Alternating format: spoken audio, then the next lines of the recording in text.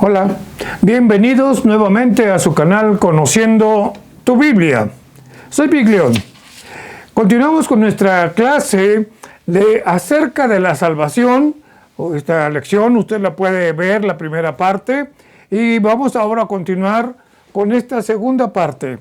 En la clase anterior estuvimos viendo acerca del arrepentimiento y la fe, considerando el texto de Hechos 20:21, que es el arrepentimiento para con Dios y la fe en el Señor Jesucristo. Este es el principio de la conversión. También vimos las características de la salvación, que es grande, que es eterna, que es divina, que es personal. Y también vimos que la fe requiere conocimiento, requiere asentimiento, es decir, aceptar lo que se dice, y después viene la apropiación, es decir, ya que tenemos el conocimiento y estamos de acuerdo con ese conocimiento, ahora viene la apropiación. Bien, también vimos acerca de la economía de la salvación. ¿Qué quiere decir esto? Que Dios planeó la salvación, que su Hijo consumó la salvación en el sacrificio y la cruz, y que el Espíritu Santo la imparte. Vimos algunas cosas acerca de la salvación. Por ejemplo, que somos regenerados, es decir, volvemos a nacer. Con base a esto, ahora somos hijos de Dios por adopción, somos nuevas criaturas y nos quedamos precisamente de que somos santificados al momento de recibir al Señor Jesucristo.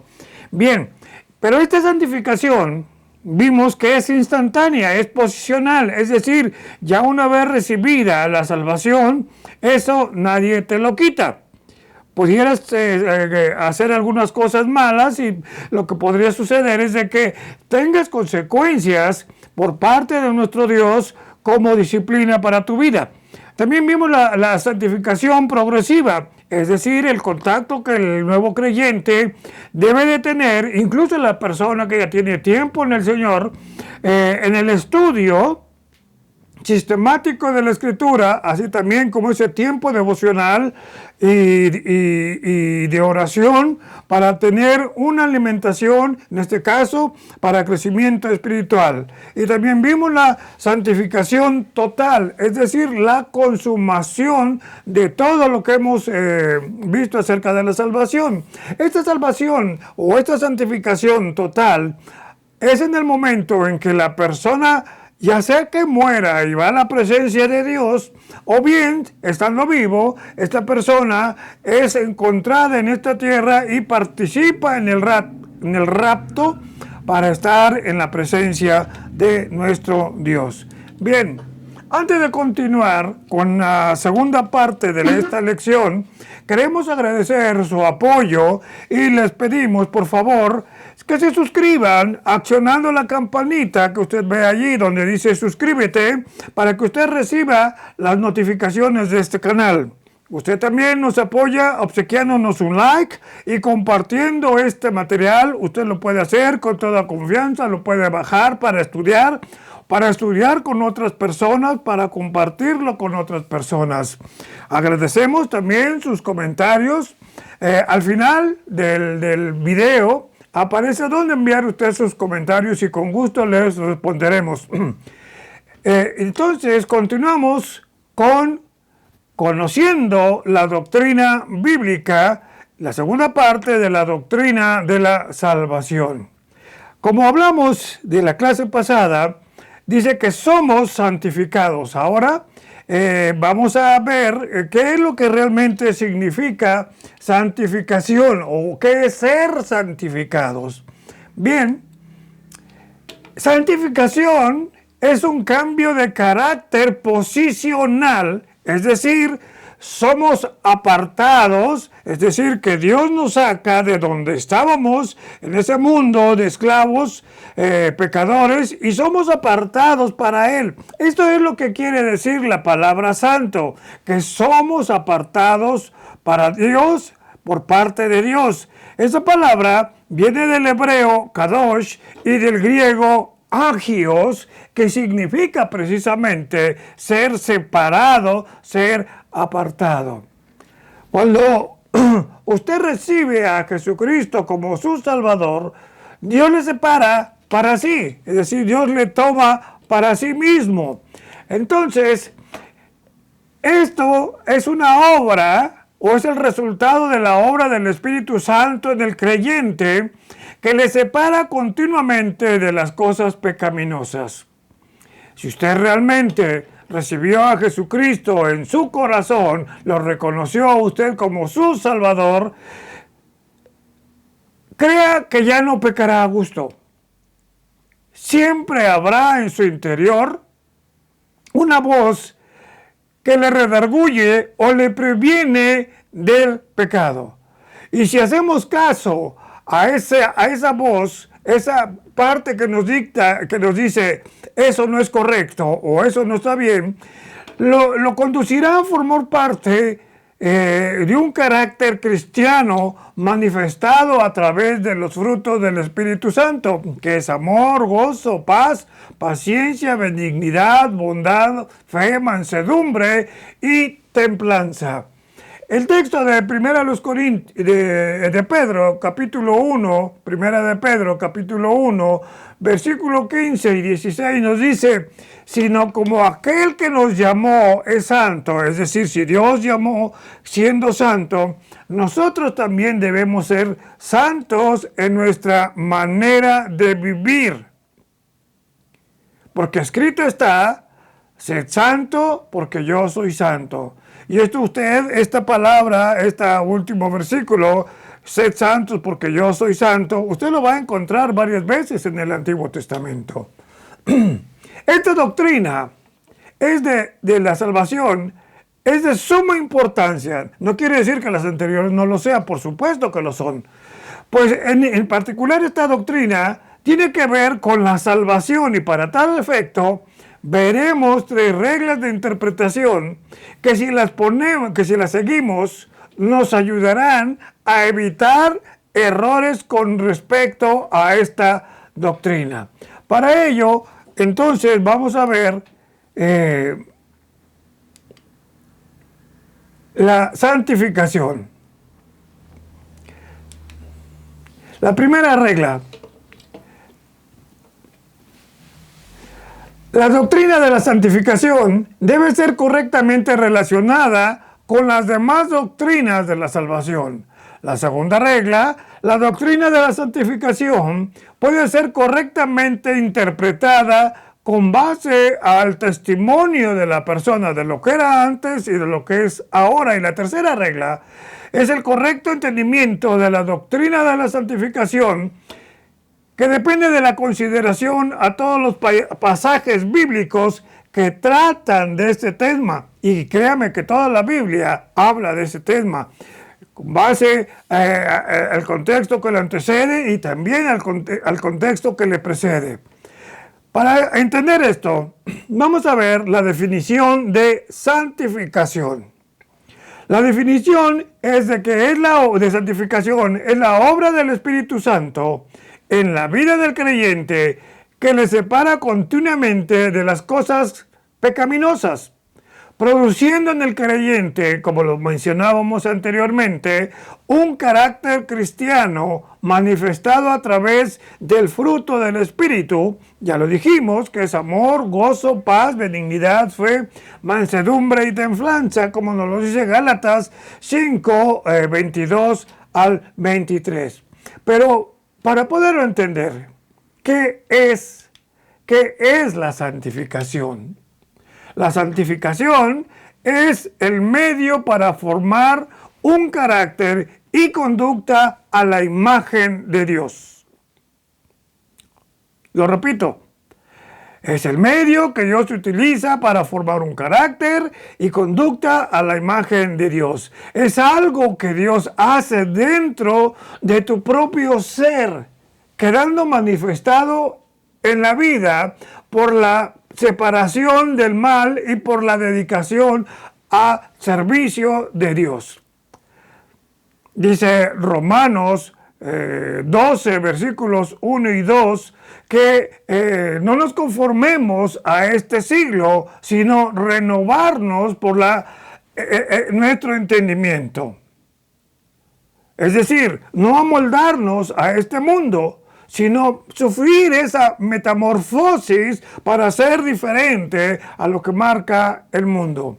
Este es el método que Dios emplea para apartarnos del mundo, y no me refiero al mundo como globo terráqueo, sino como mundo como sistema y su maldad. Dice Juan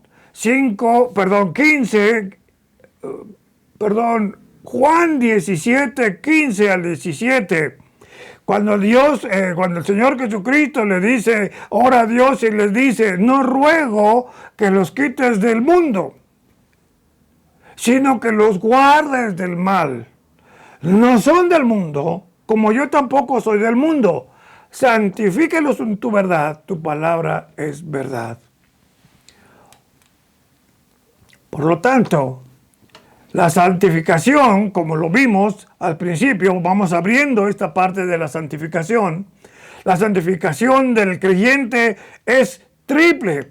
Está la santificación posicional o instantánea que sucede delante de Dios, el lugar que uno tiene delante de Dios, y sucede cuando usted mismo recibe a Jesucristo. No es nuestro carácter humano por lo que sucede esto, sino es en virtud de la obra redentora de Jesucristo, donde Dios nos separa para Él, de tal forma que estamos de Él tan perfectos como Cristo. Y usted se preguntará, bueno, yo que soy, hijo, lo que usted quiera, usted sabe su vida. Pues sí, delante de Dios, haya hecho usted lo que haya hecho, si realmente se arrepintió y ha pedido perdón a Dios y ha reconocido a Jesucristo como su Salvador, dice la Escritura que sus pecados son borrados. Muchas personas dicen, oye, ¿así de fácil? Pues resulta fácil para usted y para mí, pero lo difícil lo hizo el Señor Jesucristo. Es un hecho instantáneo, es un hecho permanente. Primera de Corintios, versículo 1 y 30 dice, mas por Él están vosotros en Cristo Jesús, el cual nos ha sido hecho por Dios sabiduría, justificación, santificación y redención. Vea cómo dice el texto. Hecho por Jesucristo, es que usted y yo, que hemos depositado nuestra fe en Jesucristo como nuestro Salvador, somos justificados, somos santificados, somos redimidos. Esto sucede precisamente en el momento de su conversión a Jesucristo, cuando usted le reconoce como Salvador. El texto de Hechos 26, 16, misma que se refiere en el momento de creer en Jesús como nuestro Salvador. Déjeme, se lo busco y lo leo.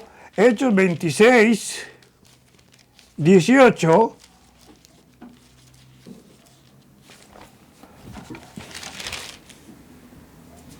Dice, para que abra sus ojos, para que se conviertan de las tinieblas a la luz y de la potestad de Satanás, para que reciban por la fe que es en mí, está hablando Jesucristo, perdón de pecados y herencia entre los santificados.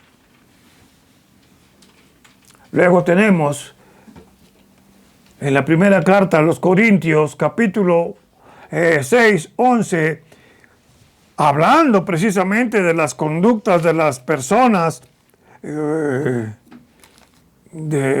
esas conductas que dejan mucho que pensar o que decir. Primera de Corintios 6, 11.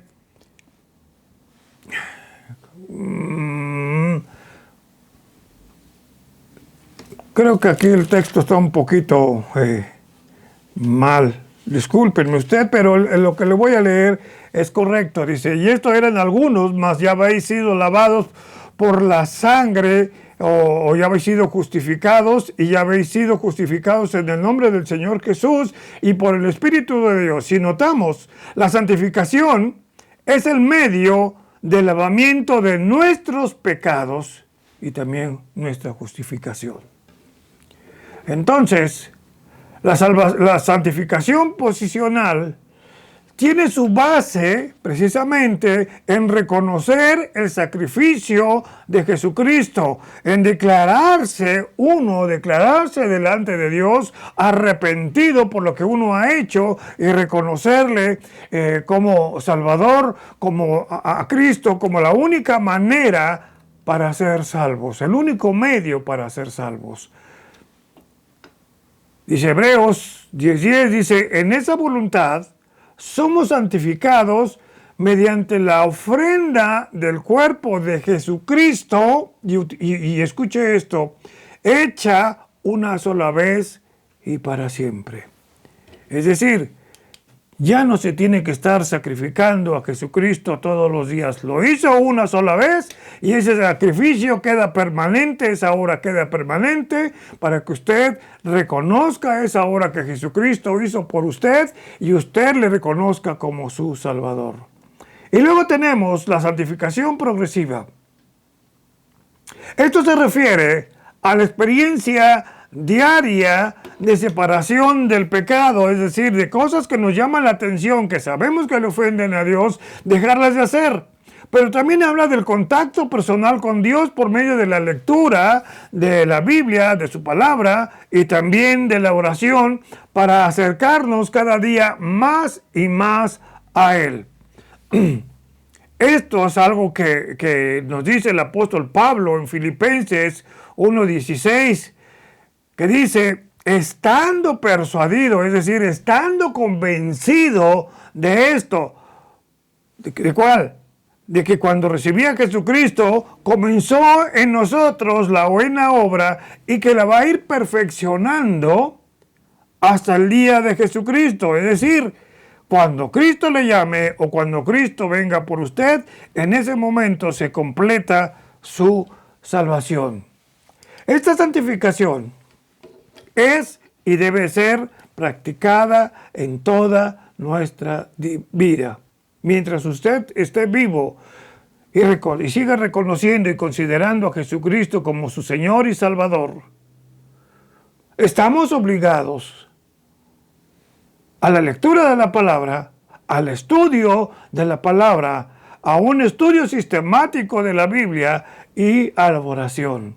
Dice el texto de 2 de Timoteo 2:21, así que si alguno se limpia de estas cosas, es decir, de las cosas que ofenden a Dios, será instrumento para honra, santificado, útil al Señor y dispuesto para toda buena obra. Quiere decir que si usted procede de esta manera, si es una persona limpia e instrumento de honra, Dios en su momento le va a utilizar para su servicio. Entonces, la santificación progresiva tiene su base en la palabra de Dios. Recuerda el texto de Juan 17:17 que dice, santifícalos en tu verdad, tu palabra es verdad. Y luego tenemos la santificación perfecta o total. Esta santificación perfecta o total se entiende por la obra completada y final de Cristo en el creyente, y sucede en el momento, ya sea que seamos llamados a su presencia, o bien cuando Él regrese en primeramente en el rapto y después en su segundo retorno, y será cuando quite de nosotros de manera total todo contacto con el pecado. Dice Judas 24, uno de los penúltimos libros del Nuevo Testamento, y aquel que es poderoso para guardarnos sin caída y presentarnos sin mancha delante de su gloria con gran alegría. Mas para ser santificados, esto es importante, por favor, présteme su atención. Para ser santificados o para ser santos delante de Dios, según lo marca la Escritura, No tenemos que pasar por un proceso litúrgico de beatificación para luego ser posicionado mediante un largo proceso supuestamente legal para luego ser posicionado en el canon, o es decir, en la lista romana como santo. Así como lo hace la religión popular. Vean lo diferente. Dios es quien se encarga de esa santificación en el momento que usted es salvo. Bien dice el texto de la palabra de Dios, gracias a Dios por ese don inefable. ¿Qué es inefable? Inexplicable. Que siendo pecadores, Dios tiene misericordia de nosotros, pero que solo necesitamos reconocerle como su Salvador. Bien, ya que le hemos reconocido como nuestro Salvador, ya que hemos sido redimidos, justificados, santificados, ahora somos adoptados. ¿En qué consiste esta adopción? Que Dios ahora nos coloca como hijos en virtud de la obra de su amado Hijo. Es el acto por el cual Dios nos acepta y nos adopta como hijos en virtud de nuestra fe depositada en Cristo como Salvador. Y présteme atención con esto. Dándonos todos los derechos y privilegios de un hijo. Gálatas 4:5 dice, para que redimiesen a los que estaban bajo la ley, a fin de que recibiésemos nosotros la adopción de hijos. Tenemos varios textos con base a esto. Dice, por ejemplo, el Señor Jesucristo dice, de cierto te digo que el que no naciere de nuevo no puede ver el reino de Dios. Luego, en Gálatas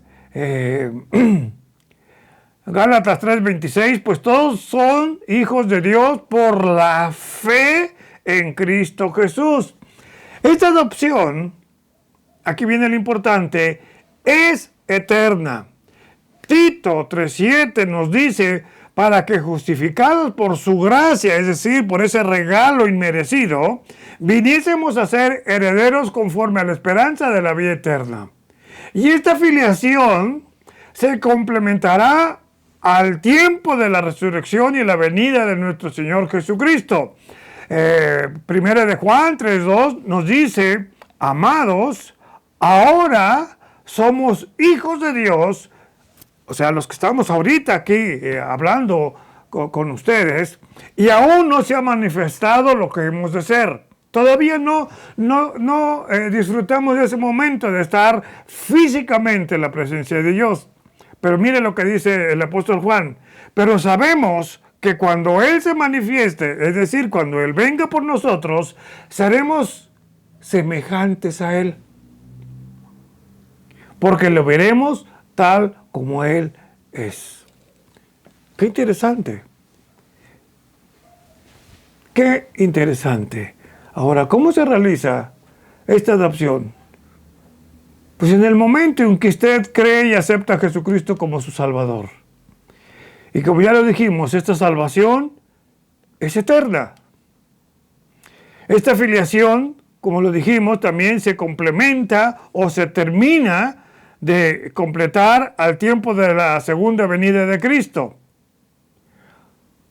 Y aquí viene lo interesante.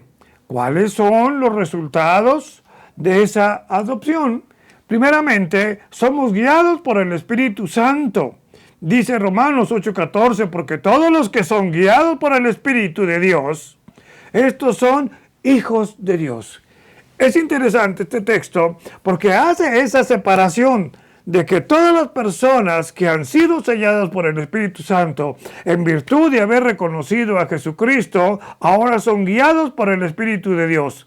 Los demás que no han hecho esta decisión, que nos disculpen por ser exclusivistas, no son guiados por el Espíritu.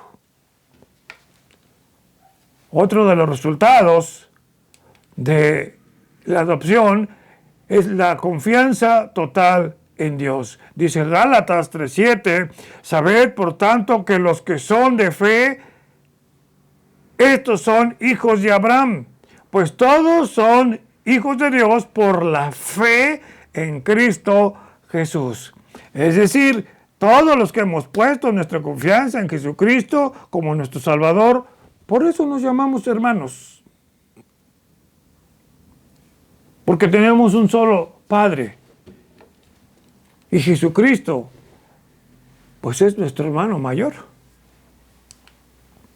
Luego, otro de los resultados de esa adopción es que tenemos acceso libre a su presencia.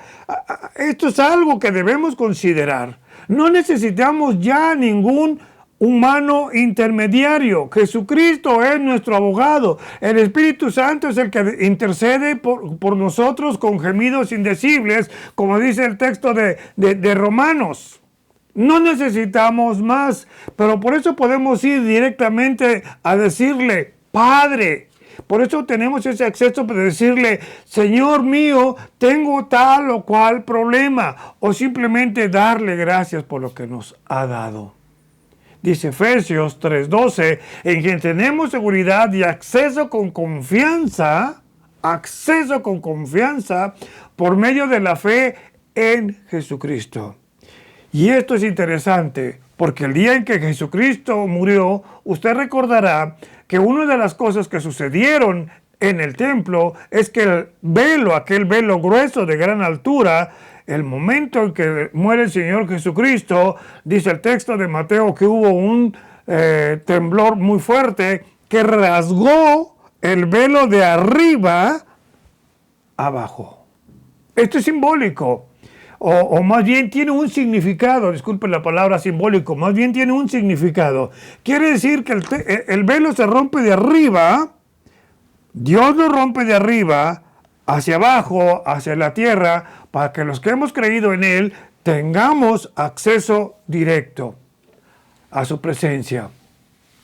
Luego, la adopción, otro de los enfoques, otro de los resultados de la adopción, es el amor entre los hermanos, que debemos profesarnos unos a otros. Por eso dice el texto de 1 de Juan 2:9, el que dice que está en luz y aborrece a su hermano, está en tinieblas.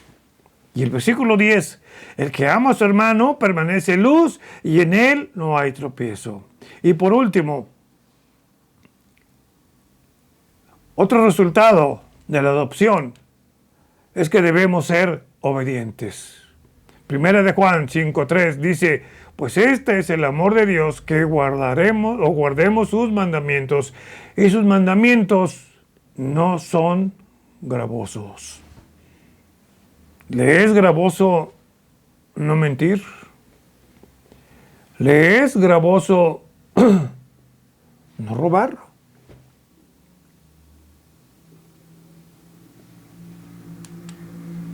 Todo lo antes dicho, todo lo descrito, nos trae las siguientes bendiciones. Vean qué interesante. Somos objeto del especial amor de Dios y su cuidado paternal. Por eso Juan 17:23, cuando está hablando el Señor Jesucristo, ya poco tiempo para ser entregado, dice, yo en ellos y tú en mí, para que sean perfectos en unidad, para que el mundo conozca que tú me enviaste y que los has amado a ellos como a mí también me has amado. Otra de las bendiciones que nos trae ser hijos adoptivos de Dios, que tenemos el nombre de una familia. Dice el texto de Hechos 11:26, y se congregaron ahí todo un año con la iglesia y enseñaron a mucha gente, y los discípulos se les llamó cristianos por primera vez en Antioquía. Por eso nos llamamos cristianos. Que algunos nos nombren de una manera peyorativa, como hermanitos separados, o como evangélicos, o como aleluyos, como lo que usted quiera, no nos ofende. Somos cristianos. Luego, otro de esos beneficios de ser adoptados por parte de nuestro Dios es de que tenemos un parentesco familiar. Dice Romanos 8:29, porque a los que antes conoció, también los predestinó para que fuesen hechos conforme a la imagen de su Hijo, para que Él sea el primogénito entre muchos hermanos. Hace un momento dije que Jesucristo es nuestro hermano mayor. Y nosotros en adopción, ahora también somos hermanos de Jesucristo. Por eso es que somos coherederos. También tenemos amor de familia. Juan 13:35 nos dice: en esto conocerán todos que son mis discípulos si tuviesen amor unos con los otros. Otro de las evidencias de nuestra adopción, que tenemos un espíritu filial. ¿Qué quiere decir esto? Que nos amamos como familia.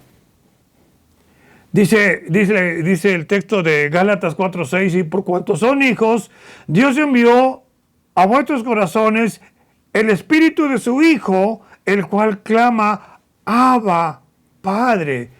Padre querido, Padre amado. Pero ese mismo espíritu, cuando el cristiano ora, siempre va a darle alabanza y adoración al Padre. La adopción también nos trae una integración familiar divina. Juan 14:23 dice: respondió Jesús y le dijo: el que me ama, mi palabra guardará. Y mi Padre le amará, y vendremos a Él y haremos morada con Él. Esto le debe a usted de simbrar su vida, porque imagínese usted lo que antes fue y lo que ahora usted es un lugar donde mora el Padre, donde mora el Hijo y donde mora el Espíritu Santo. Es para caer de rodillas y darle gracias. Pero también, como familia, como hijos de Dios, hay disciplina paternal. Así es. El hecho de ser hijo de Dios lo coloca usted delante de Dios como alguien a quien Dios cuida, pero que también si usted obra mal, Dios le disciplina. Dice Hebreos 12:6, porque el Señor al que ama disciplina y azota a todo aquel que recibe por hijo. Y también como hijos tenemos consuelo paternal. Dice 2 Corintios 1:4, dice: el cual nos consuela en todas nuestras tribulaciones, para que podamos también nosotros consolar a los que están en cualquier tribulación, por medio de la consolación con que nosotros somos consolados. Y por último, somos participantes de una herencia. Así es, lo dije hace un momento, pero Romanos 8:17 nos dice: y si hijos, es decir, hijos adoptivos, ya con toda permítame la expresión, documentación legal,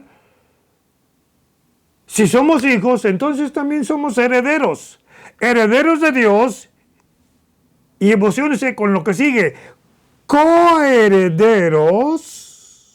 con Cristo. Pero esto no es gratis. Si es que padecemos juntamente con Él, para que juntamente con Él seamos glorificados. En la regeneración, es decir, en ese nuevo nacimiento, eso quiere decir regeneración, el creyente se hace hijo de Dios. En la adopción, el creyente ya es hijo de Dios y ahora recibe un lugar tal como un miembro más de la familia de Dios. Después que pasó todo esto, ahora somos justificados. ¿Qué es la justificación? El nuevo creyente es declarado justo a los ojos de Dios. ¿Cómo? Un creyente que tal vez robó, que tal vez lleve ahí en su cuenta uno que otro asesinato, o que tal vez fue alguien que tuvo una vida sexual disipada, o que fue una persona fraudulenta. Es que a muchos les cuesta trabajo reconocer esto, que el poder de Dios es tan suficiente para perdonar estos pecados y los que a usted se le ocurra pensar.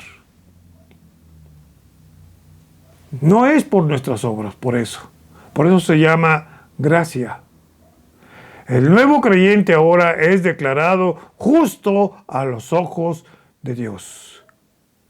Con base en la obra expiatoria de Cristo en la cruz, ahora el carácter ofendido de Dios queda satisfecho. Ahora la persona, por muy mala que haya sido, pero que ahora está en Cristo, es plenamente aceptada para con Dios. Por eso se llama acto de arrepentimiento.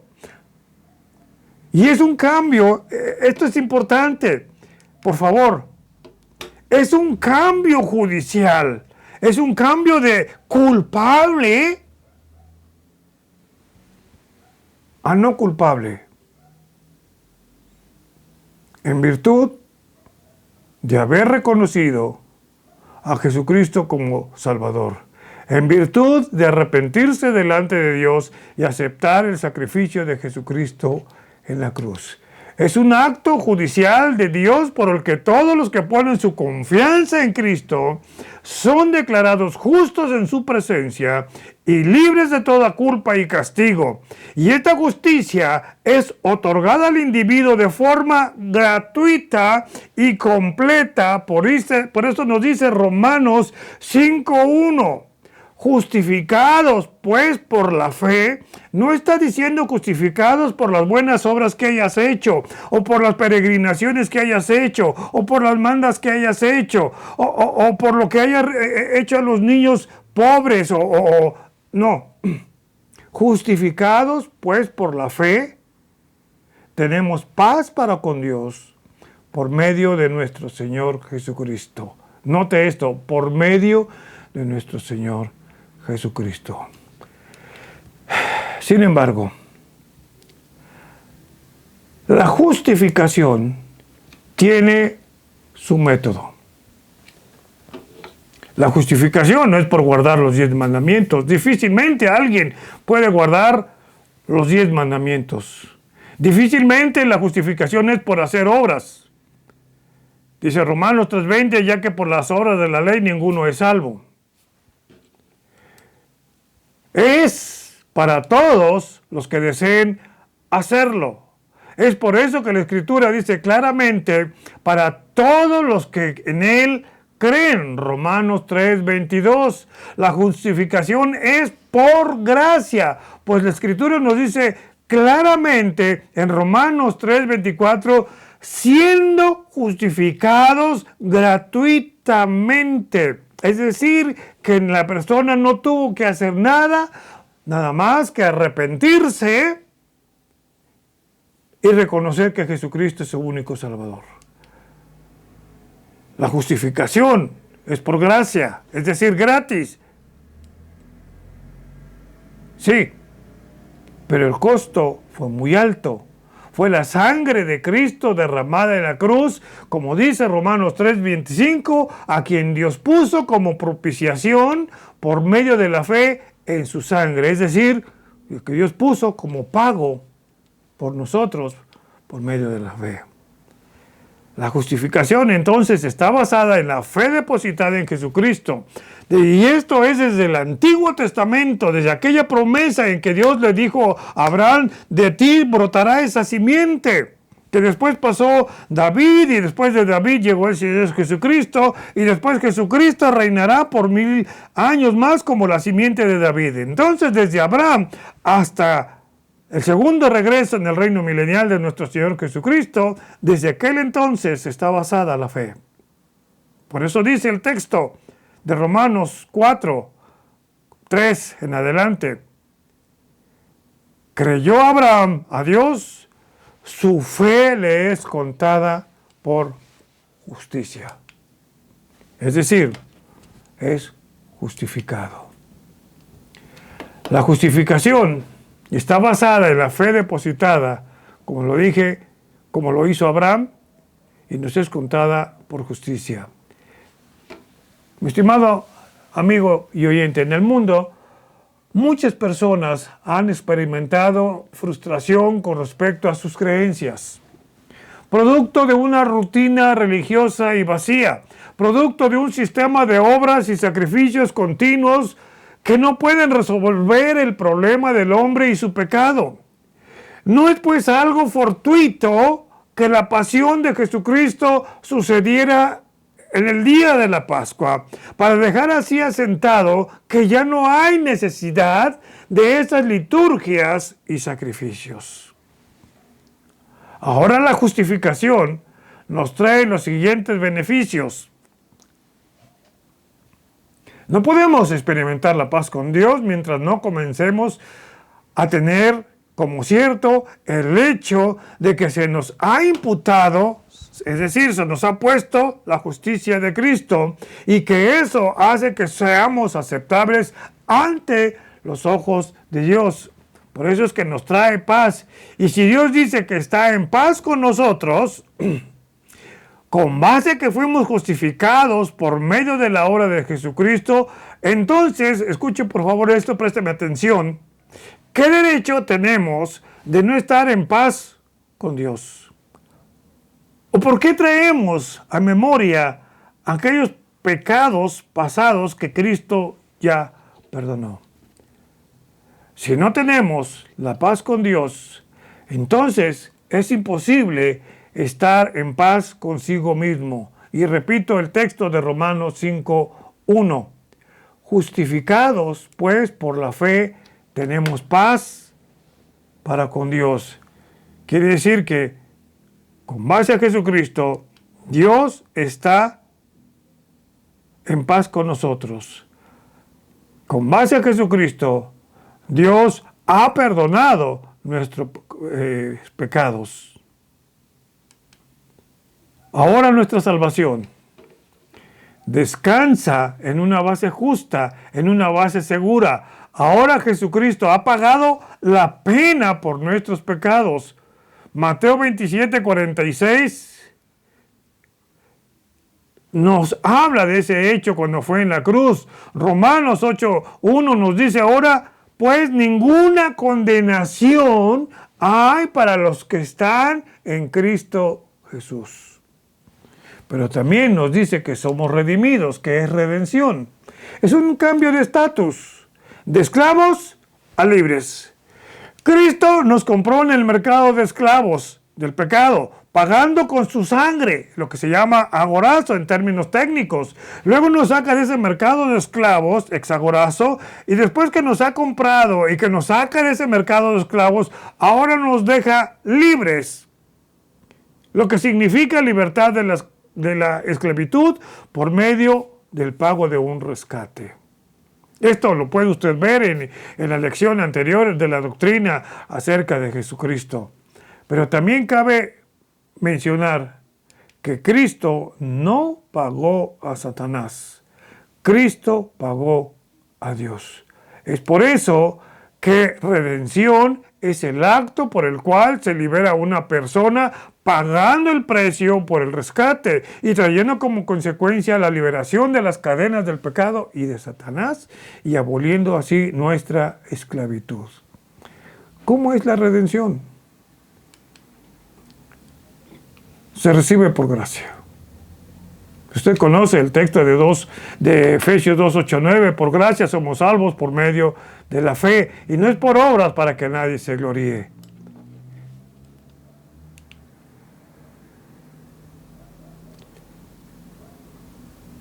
Ningún precio que el hombre pueda pagar puede ser suficiente. Ninguna obra que el hombre puede hacer puede ser suficiente. Ningún acto moral, por muy bueno que sea, puede ser suficiente para obtener su propia salvación. Por eso, 1 de Pedro 1:18 nos dice, sabiendo que fuiste rescatados de su mala manera de vivir, la cual recibiste de nuestros padres. Es una herencia pecaminosa. Pero esa salvación nos es dada no con cosas corruptibles como el oro o la plata, no con cosas por muy valiosas que sean como el oro y con la plata, sino por la sangre de Jesucristo vertida en la cruz, que es la que puede limpiarnos de todo pecado y redimirnos de la condenación eterna. Por eso nos dice 1 de Pedro 1:19 que hemos sido comprados con la sangre preciosa de Cristo como de un cordero sin mancha y sin contaminación. La redención es aplicable cuando se confía en el sacrificio que nuestro Señor Jesucristo hizo en la cruz a nuestro favor y nosotros reconociéndonos y también arrepintiéndonos. Dice 1 Timoteo 2:6, el cual se dio a sí mismo en rescate por todos. ¿Cuáles son entonces los alcances de la redención? En el momento que recibe usted a Jesucristo en su corazón, recuerde, somos redimidos, es decir, se ha quitado la culpa del pecado. Repito el texto de Romanos 8:1. Ahora pues ninguna condenación hay para los que están en Cristo Jesús. Luego, ¿cuáles son los alcances? Día a día somos redimidos del poder del pecado. Es decir, que Dios nos libera por medio de su Santo Espíritu de nuestras costumbres pecaminosas. Es decir, nos vamos renovando día a día. Sin embargo, debemos vivir humillados, es decir, sometidos a Él.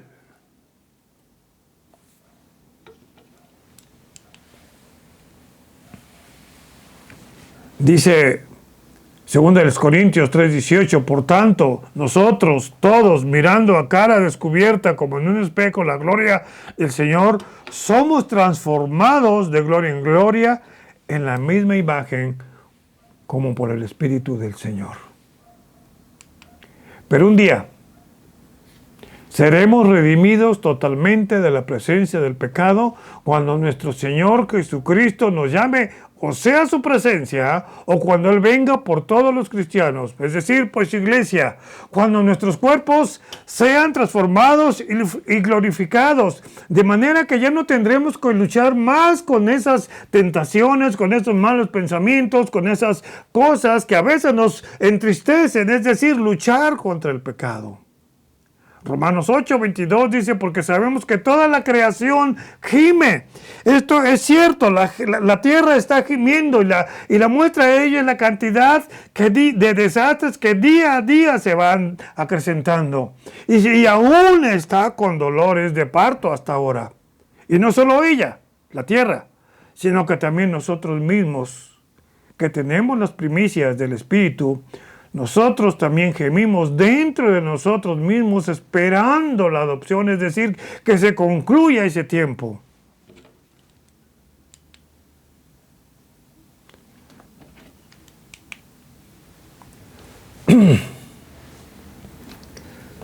Finalmente, ¿de qué necesita ser redimido el ser humano? De la esclavitud del pecado. Así de sencillo. Dice Juan 8:34, de cierto digo que todo aquel que hace pecado, esclavo es del pecado.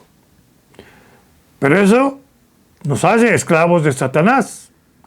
Por eso Timoteo 2:26, 2 Timoteo 2:26 nos dice, y escapen del lazo del diablo, que están cautivos a voluntad de él. La redención también nos quita de la maldición de la ley. La redención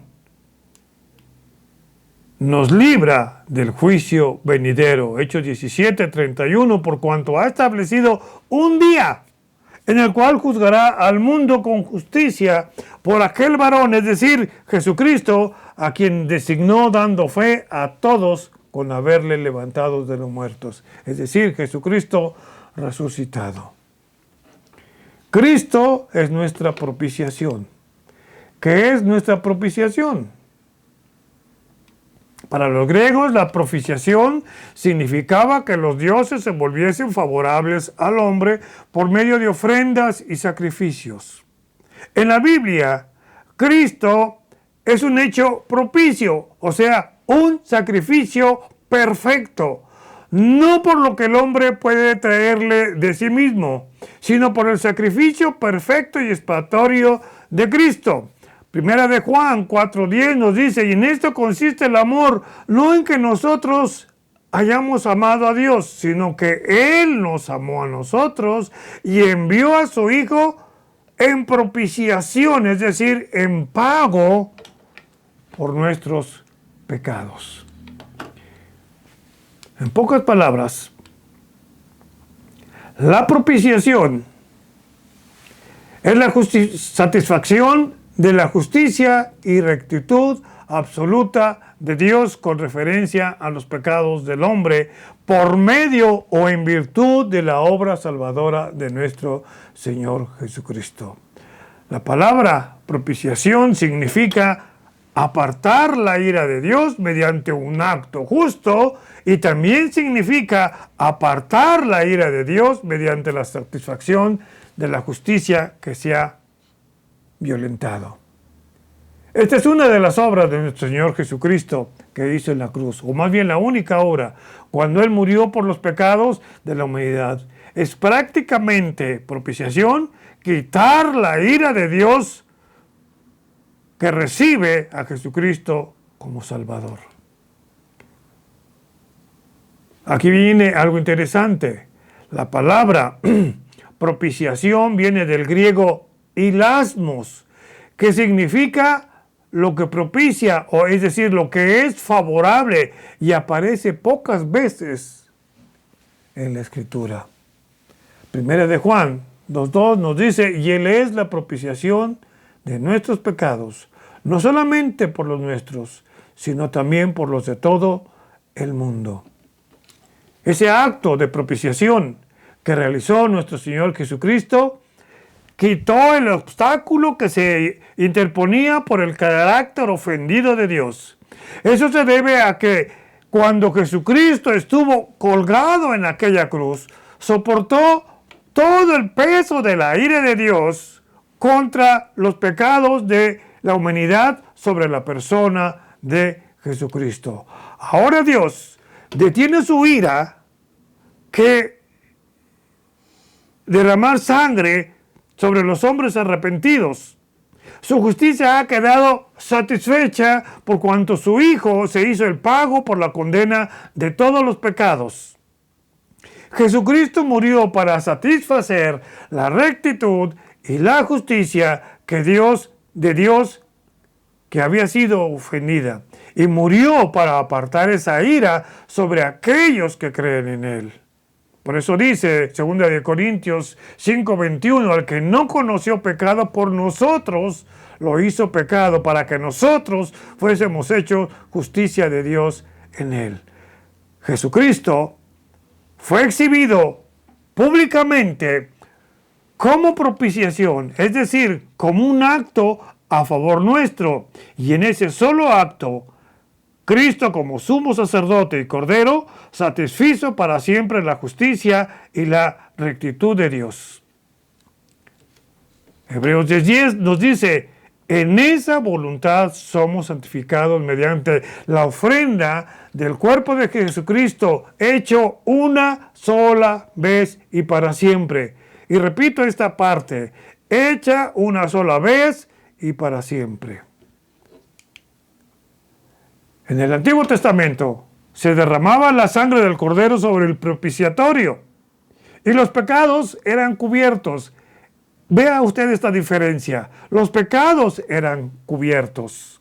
Ahora Cristo derramó su sangre sobre el propiciatorio y ahora nuestros pecados son quitados.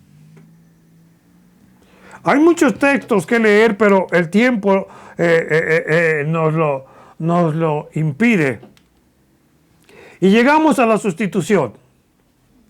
Nosotros deberíamos de morir como pecadores, sin embargo, Cristo tomó nuestro lugar. A ese acto se le llama sustitución. La sustitución es la muerte de Cristo en la cruz, tomando nuestro lugar. Por eso es que la muerte de Cristo es considerada como la muerte vicaria. ¿Qué quiere decir esto?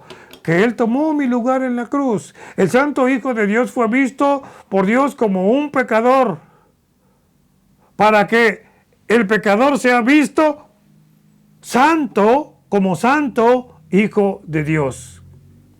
Usted se acuerda de aquel texto de Mateo 27, 46, cuando Jesucristo en la cruz exclama: Dios mío, ¿por qué me has desamparado?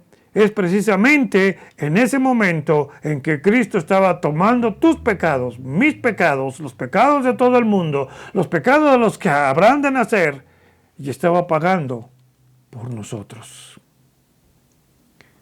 En la cruz, Dios veía al sustituto, no a su Hijo. Por eso descargó toda su ira sobre Cristo. Y tenemos los antecedentes de la sustitución. La primera vez que un animal inocente tuvo que morir por causa del pecado fue cuando Adán y Eva pecaron. Posiblemente fueron varios animales, pero aquí nada más nos narra uno. Dios planeó esta figura de muerte sustitutiva en lugar del pecador, dando a su único hijo para el cumplimiento perfecto de este sacrificio. ¿Cuál es el método? Primeramente, desde el Antiguo Testamento, fue un cordero por un hombre. Dios inicia la expiación del pecado con Adán, con la muerte de un animal, cuando aquel animal fue muerto para cubrir la desnudez de Adán. Luego tenemos que Abel también presentó sacrificio de un cordero por sus pecados. Sin embargo, la ofrenda de Caín no fue bien aceptada.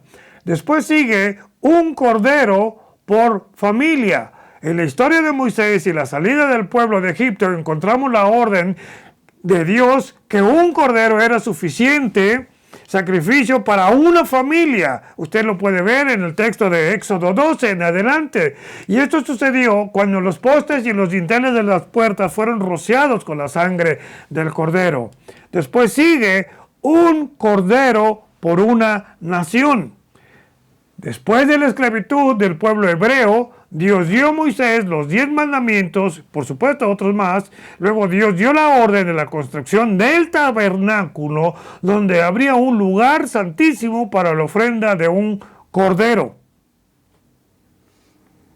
donde la sangre del cordero era rociada en el propiciatorio para así apaciguar la ira de Dios. Y finalmente tenemos un cordero por el mundo. En el Nuevo Testamento, en el libro de Hebreos, encontramos que en el Antiguo Testamento, el antiguo sistema de acercarse a Dios era por medio de la sangre de animales, lo cual nunca fue satisfactorio para Dios ni para el hombre. Mas cuando Jesús llega a este mundo para ser el Cordero de Dios que quita el pecado del mundo, satisfizo la necesidad del hombre y la exigencia de Dios. Ahora somos reconciliados. Es un cambio de relación personal. Por el pecado del hombre existe una enemistad entre Dios y el hombre, pero en virtud de Jesucristo nos ha unido nuevamente. Porque si siendo enemigos fuimos reconciliados por la muerte de su Hijo, mucho más estando reconciliados con Dios. La pregunta es, ¿eres ya hijo de Dios? ¿Ya gozas de sus bendiciones? Si aún no has recibido a Cristo en tu corazón, si no te has arrepentido delante de Dios, si no has considerado a Cristo como tu Salvador, es necesario que lo hagas. Lo que tienes que hacer es reconocerte como pecador. Reconocer que solo Jesucristo puede pagar por ti, por tus pecados. Reconocerle como Dios y como Salvador y pedirle que entre a tu corazón. Solo así podrás disfrutar del privilegio de ser hecho hijo de Dios. ¿Qué decides? Gracias por su atención.